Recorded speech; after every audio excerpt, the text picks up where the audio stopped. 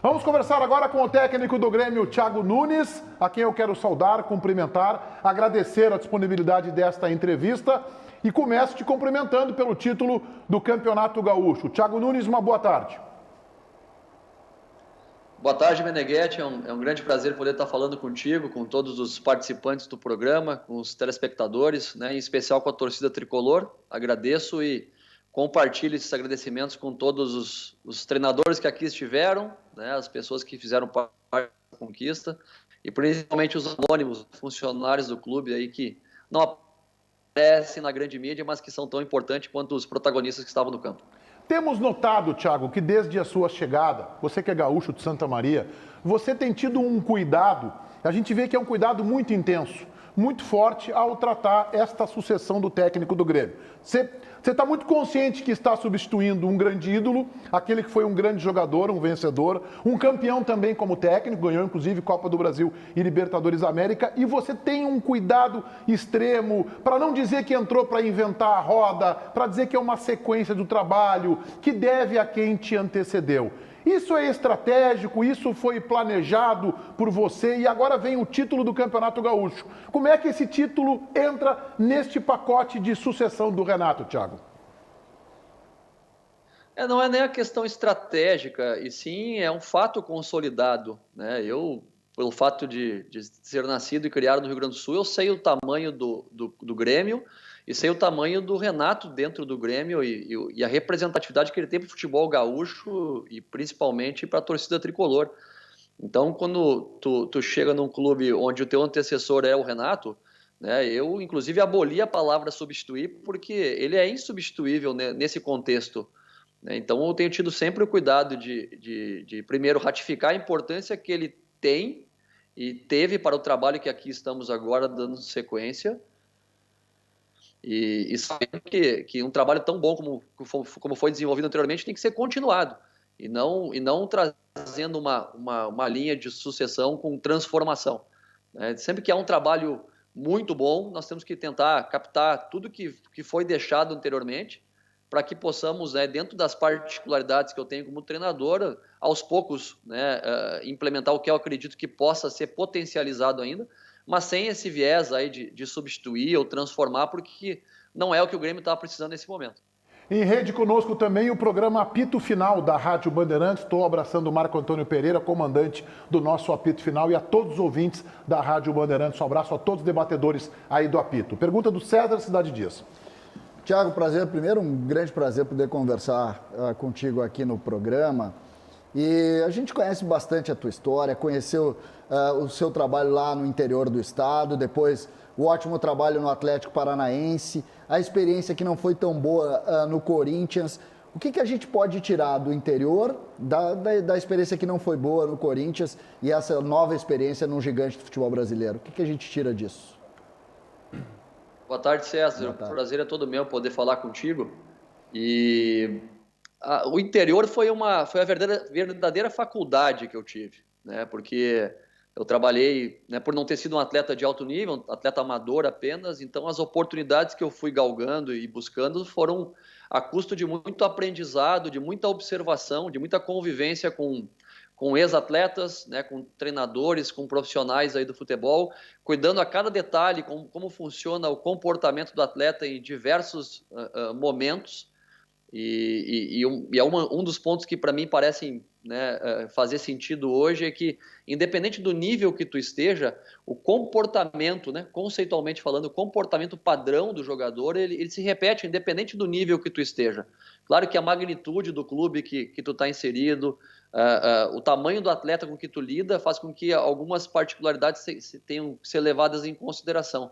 Mas essa faculdade do interior me forjou, me trouxe muitas experiências que eu pude testar muitas coisas, errar muitas e muitas vezes, e com essa experiência buscando oportunidades em clubes maiores, como foi até a minha chegada ao Atlético Paranaense, e a partir daí lidar com outro tipo de desafio, que é a exposição na grande massa, a exposição ao grande público, a cobrança pública não só daquela rádio pequena ou do órgão de imprensa e da torcida daquela cidade pequena que era quando eu iniciei, mas a cobrança nacional até internacional, né, como foi o Corinthians, com um clube onde tem 30 milhões de torcedores, né, onde tem um ano político que se equivale a uma campanha política aí nacional de um grande estado, ou até mesmo do país. Então, são fatores que até então eu não tinha vivido e que, quando tu tá lá no olho do furacão, tu começa a perceber que qualquer fala que tu fale, que tu faça, ela tem que ser muito assertiva, porque às vezes gera muita interpretação. E a interpretação nesse nível, ela gera muita especulação, e a especulação é o ponto inicial, né, muitas vezes, da instabilidade dentro do trabalho. Então, eu tenho tido muito cuidado para tentar ser mais assertivo nas falas, nas escolhas, para que eu possa ter mais tranquilidade no desenvolvimento do trabalho, não esquecendo, lógico, que o resultado é o determinante no final das contas. João Batista Filho. Thiago, nem preciso dizer o prazer de falar contigo novamente, mas a grande questão para mim é a seguinte: o motivo de tu estar dando tão certo. O Marcos Herrmann já disse na entrevista coletiva recente, eu não imaginava que seria tão bom assim, imaginava que poderia ser bom, mas não tão bom. Onde é que eu quero chegar? Quando tu chega e encontra o vestiário, que todo mundo fala bem, o Diego Souza na rodinha de vocês depois do jogo, disse, pra gurizada, aproveitem que o ambiente aqui é raro, isso não é normal, isso não acontece sempre. O que tu disse? Preciso fazer isso aqui eu não preciso mudar? Tem algum exemplo claro para a gente que está aqui do outro lado, entender quais foram as mudanças ou não mudanças que tu praticaste? Prazer é meu falar contigo, João. O que eu posso te dizer é que é raro tu encontrar um grupo de atletas que tenha a capacidade de tomar decisão dentro do campo e muitas vezes terem autonomia também e a proatividade em se exporem no dia a dia. E o Grêmio tem essa característica, muito cultivada e construída pela relação que se tinha anteriormente com o Renato, de empoderar o atleta para que ele possa ter essa autonomia, coisa que se falta hoje no futebol como um todo, né? Passar do tempo, né, os atletas hoje estão, de maneira geral, muito individualistas, e aqui eu encontro um vestiário onde o atleta ajuda muito o treinador, dentro e fora do campo. Então isso é um facilitador para quem chega, foi muito bem recebido. Logicamente que o meu papel como treinador é propor ideias, é propor estratégias, mas sem ferir, né, a essência do que já era construído anteriormente. Então a gente vai tentando oportunizar a todos os atletas que tenham a autonomia de exercer o seu bom futebol, básico da gestão de qualquer relação, não só no futebol, mas em qualquer instituição, qualquer incorporação é que tu possa tratar todos não da mesma maneira, mas com respeito e que eles possam ter a autonomia de se expressar quando quiserem, dos mais jovens aos mais experientes. E a minha característica é essa, cara. Eu sou um líder servidor, um cara que tenta ajudar a todos, está inserido dentro do grupo, entender os interesses institucionais do clube também. E aí depois, dentro do campo, tentar ser o máximo assertivo possível, que nem diria um amigo meu, atrapalhar o mínimo possível os caras para eles resolverem os problemas do jogo. Wagner Martins. Thiago, boa tarde, prazer estar falando contigo. Você passa muita segurança, muita tranquilidade, tanto à beira do campo quanto nas suas manifestações, nas entrevistas coletivas. Você parece realmente que atingiu uma maturidade muito interessante para quem é comandante de um clube tão importante quanto o Grêmio, como é o Grêmio.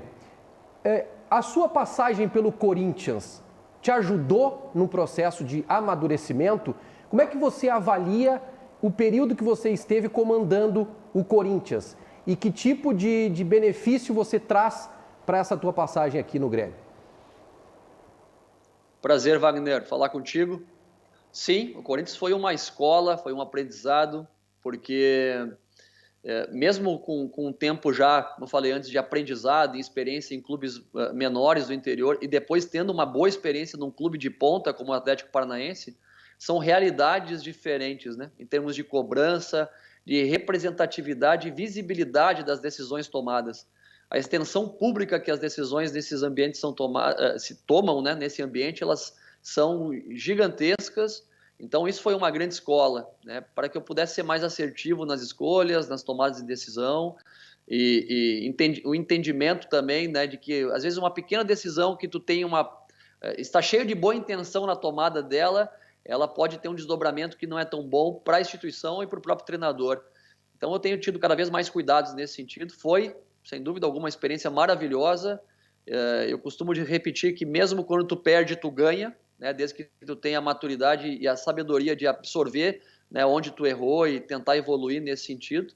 Então eu tive 7 meses em casa de muita reflexão, de muita... passando por todos os processos da saída, né, de um clube da maneira que foi a minha saída do Corinthians, de primeiro viver o luto da saída, de entender, né, o porquê que eu fui demitido, o que aconteceu nesse caminho, e a partir daí gerar aprendizado para tentar errar o mínimo possível no futuro, como tem sido agora essa nova oportunidade do Grêmio. Tiger Junk.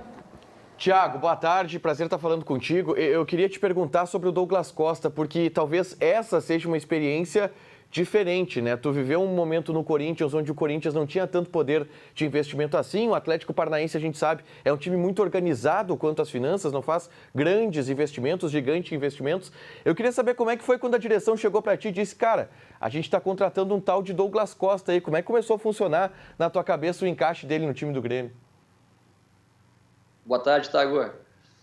Eu fiquei muito feliz, logicamente, né? Já ganhei meu presente de Natal antecipado, né? Já no mês de maio, então, porque é um jogador mundial, né? Um jogador que, além da identidade toda que tem com o próprio Grêmio, é um cara que já provou no mais alto nível e ainda tem condições, né? Porque é um cara jovem ainda de jogar no nível que ele deseja.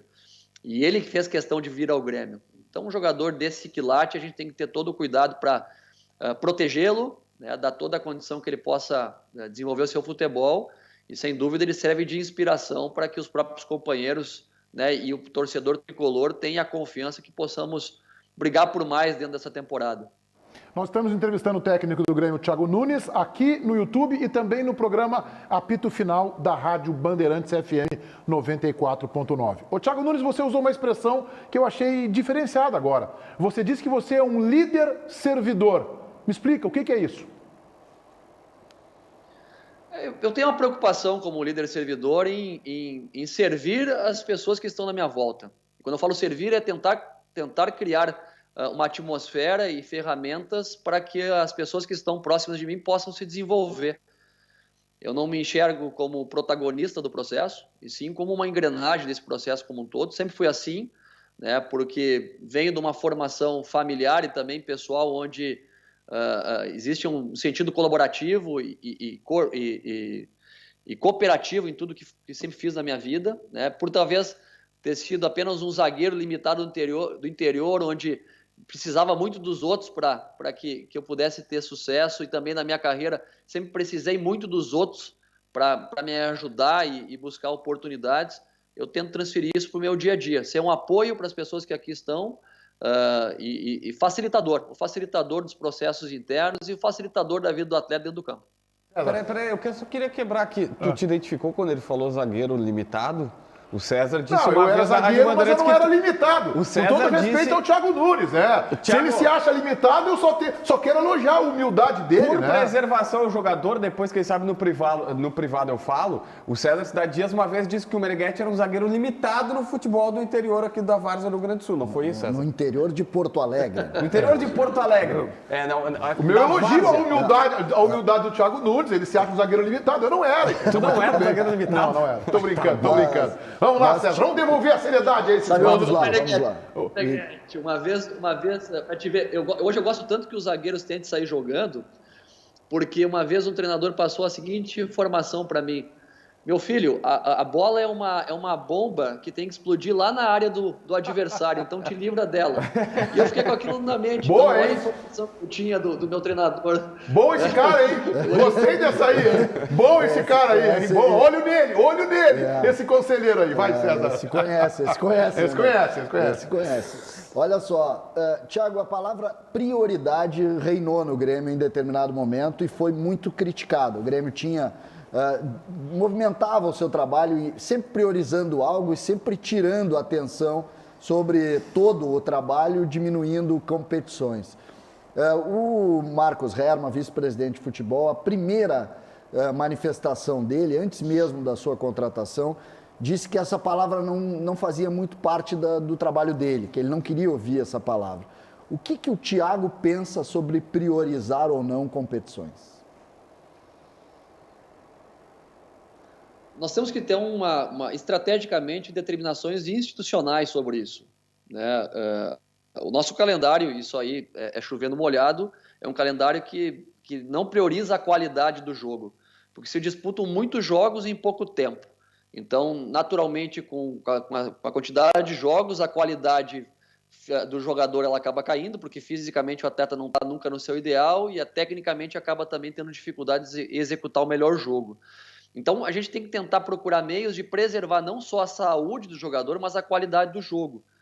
Então, sim, em algum momento teremos que entender, né, se for necessário, quais são as competições que vamos brigar com mais afinco, mas é muito cedo para pensarmos dessa maneira, né? Temos uma temporada pela frente ainda.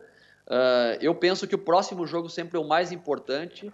Também entendo que existem diversos meios de você preservar a saúde do jogador, não precisa mudar todo o elenco para uma disputa de jogo, a menos que seja algo muito particular, muito pontual, para não só na recuperação, mas também treinar os atletas. O exemplo disso é agora esse jogo contra o La Equidad, onde enviamos a equipe de transição para a disputa, porque a ideia não é preservar os atletas, não era poupar ninguém, a ideia era termos uma semana para treinar, para dar carga de treino para os atletas, principalmente que vinham jogando mais esses jogos que nós estamos atuando por último, porque esses caras que jogam mais são os caras que treinam menos.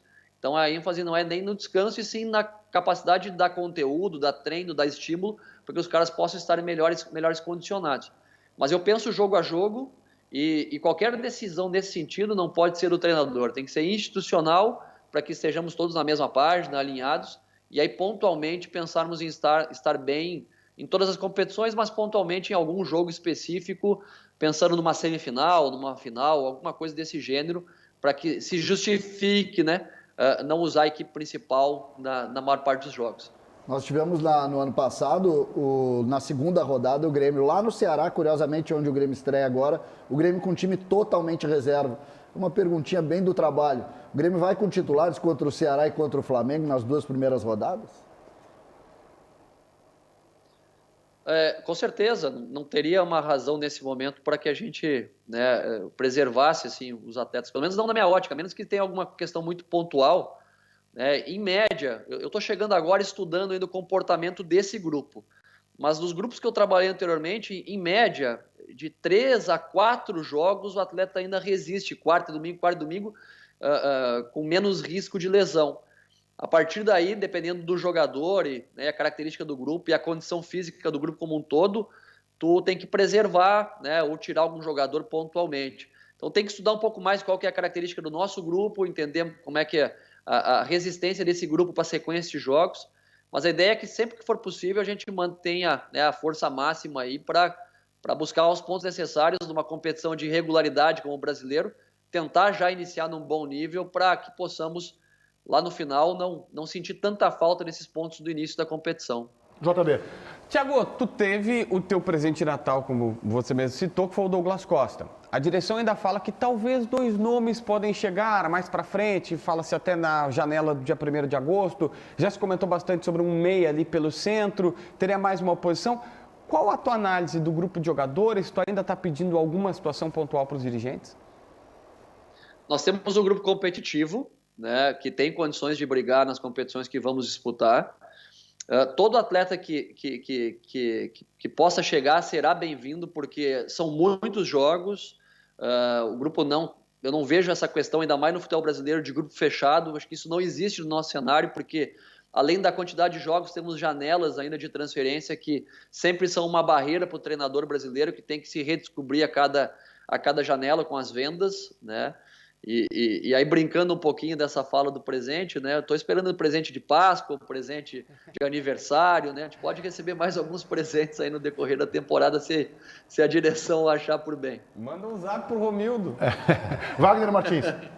E não seria interessante perder, né, Thiago? Porque está se comentando aí a situação que envolve o Ferreirinha, né? Que tem uma multa rescisória muito baixa e é um jogador que, pelo que tem mostrado nos últimos jogos, inevitavelmente vai sofrer assédio. Mas eu quero falar a parte que te compete, que é de posicionamento do Ferreirinha, de tarefas que o Ferreirinha vem desempenhando no time que você escala. O Ferreirinha, muita gente está dizendo, olha, a partir da chegada do Thiago, ele não tem tantos compromissos assim defensivos, ele está mais livre para jogar e por isso está aparecendo tanto o futebol dele lá na parte ofensiva. Mas eu vi, e ninguém me contou, o Ferreirinha dando carrinho nos primeiros minutos do Clássico Grenal e desarmando o Rodinei lá atrás, ajudando bastante. O que você tem conversado com ele e por que, mesmo mantendo essas tarefas defensivas, o futebol dele está aparecendo ainda mais, Thiago? Wagner, hoje não tem como a gente tirar um jogador do contexto defensivo. É muito difícil. Tu pode até ter um jogador, né, que tenha uma menor responsabilidade defensiva, mas 2 ou 3 tu já vai sofrer. Vai ter dificuldade no jogo, a menos que tu enfrente adversários do nível técnico inferior. Porque do nível que a gente está disputando e competindo, tem que ter uma participação defensiva de praticamente todo o grupo. Hoje os primeiros atacantes adversários são os zagueiros.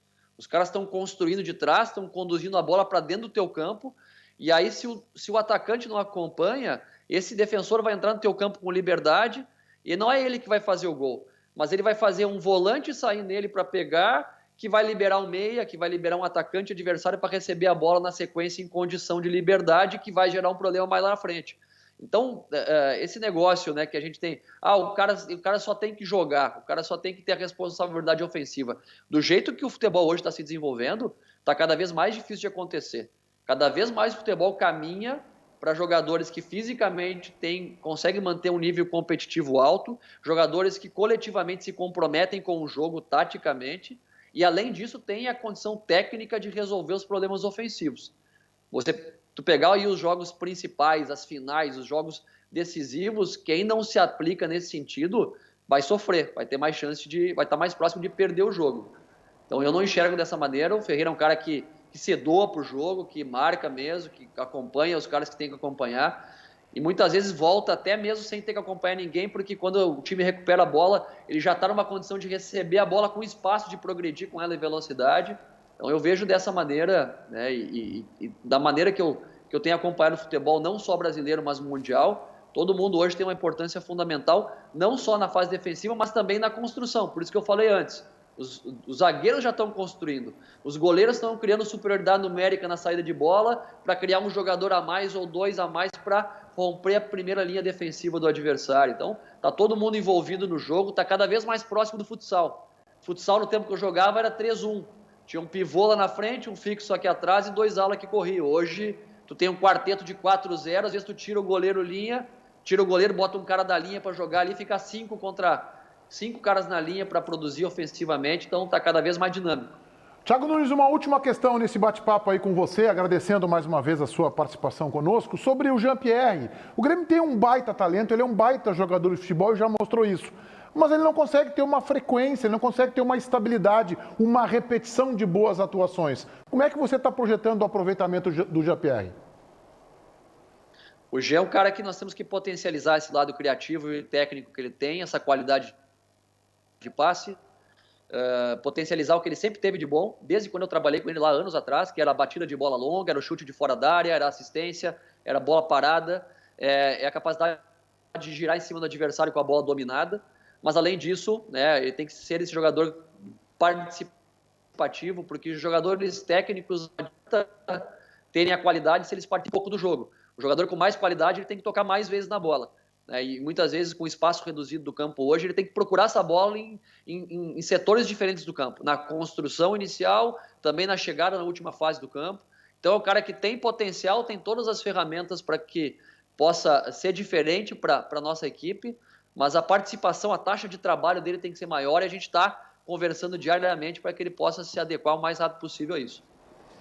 Thiago Nunes, técnico do Grêmio campeão gaúcho, um zagueiro limitado na sua modesta autoavaliação, mas um baita técnico de futebol. Muito obrigado pela entrevista ao Donos da Bola, Thiago.